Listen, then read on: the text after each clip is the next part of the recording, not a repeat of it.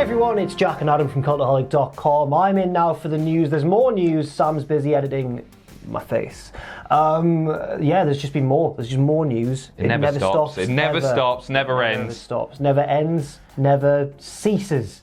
So let's just crack on with the headlines. First of all, we take a look at two major NXT stars reportedly being considered for a big main roster call-up. Next up, news of a WWE superstar unfortunately being injured at a recent live event. And finally, 5 NXT superstars have been given brand new names. First of all, let's go to Wrestling Observer Radio, where Dave Meltzer has said that apparently there's going to be 2 major NXT superstars called up to the main roster. What's wrong? My heart just sinks when you hear stuff like this, especially these 2 names. Two names that I don't think anyone would expect, given what's just happened at TakeOver as well. Yeah, you normally get 2 types of call-ups, either previous big major names on the roster who their arc's been completed, they're finished now, off you go, or ones who never reached the peak but they're never really going to on NXT, so let's just grab them now, like Baron Corbin. You know? I feel like you get 2 types of call-up as well. Bad ones and then really bad ones. Now these 2 are very surprising because it's both the major champions, Adam Cole and Shayna Baszler. That's crazy. Utterly, like Cole and Undisputed Era, I still feel like they've got stuff to do down in NXT. Yeah. I don't want to see that.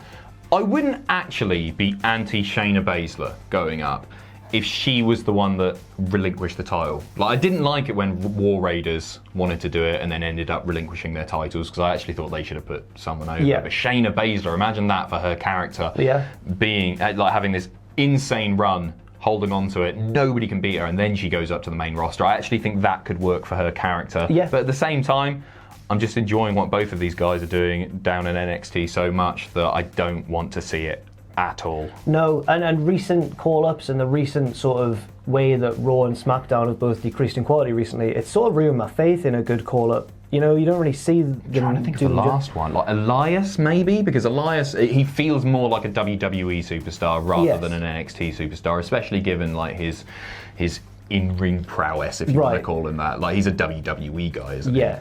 Not that he wasn't good on NXT. But the ones who always seem to do well, more often than not recently, were the ones like Elias, who were never that over in NXT, or never that successful, but they're more tailor-made for the main roster. Whereas these days, people were saying that about EC3, and he's been totally wasted. Ruined. Well, apparently that's just because he was getting, Dean Ambrose was getting cheered. But it's not his fault. No, of course it's not. Of course it's not. Next up, unfortunate news actually, of a WWE superstar being injured at a recent live event last weekend on Saturday in Waco, Texas.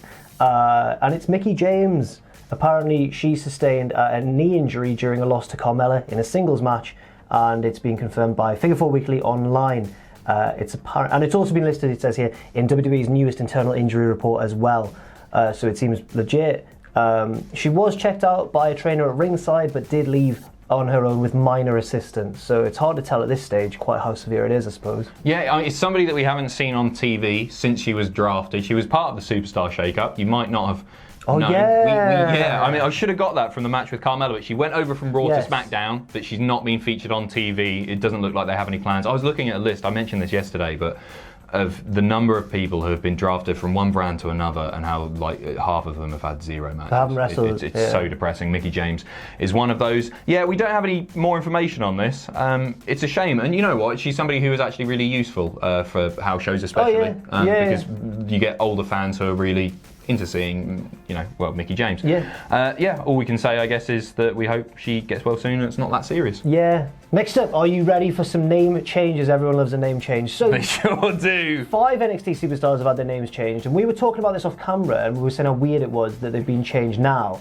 But then I was thinking maybe because of the sort of recent embarrassments with the Viking experience and everything, maybe they've decided in NXT, right, let's just get these cleared by Vince now so that he's fine with it when they eventually get called up in years to come. I think that's absolutely right, but it also wouldn't surprise me if Vince just forgets. When they come up to the main roster, no, I don't like that. So we've got, let's start at the top, Trevor Lee, of formerly Impact and PWG and all those sort of places. He's now Cameron Grimes. I don't know if I mind it. It's not a bad name, I don't think. I think the one thing to remember with a lot of these names is everybody just goes, what? But after like 3 weeks, they sound completely... I remember when Moxley became Dean Ambrose, when he like first got signed, and everyone, Dean bro. It's just like that's what we do. Well, not anymore, but you know what I mean. But at the same time, sometimes there are exceptions to, like, when people were saying that, we were getting told off, us wrestling fans, by Road Dogg and people online.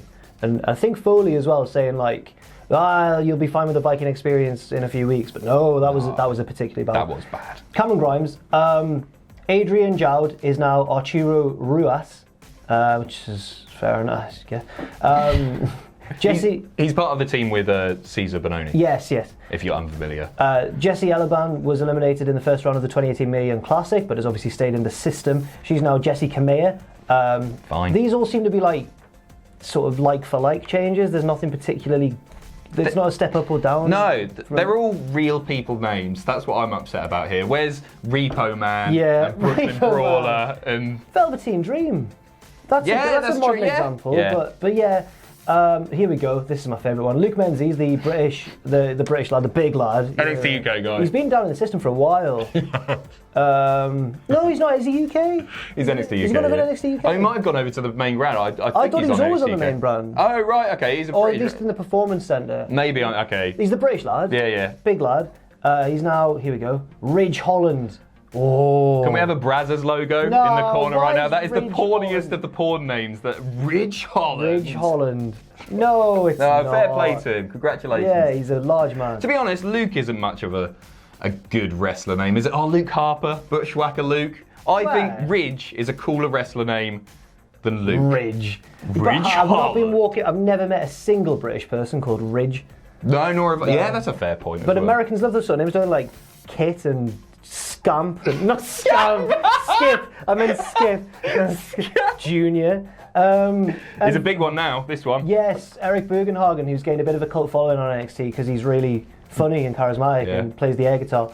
But he's not. See, he had a flashy name. He had a name. Eric Bugenhagen's cool, isn't it? Yeah, now he's Rick Boog. Well, I guess Booges. Booges? Well, or Boogers maybe. Boogers? Like. Oh no.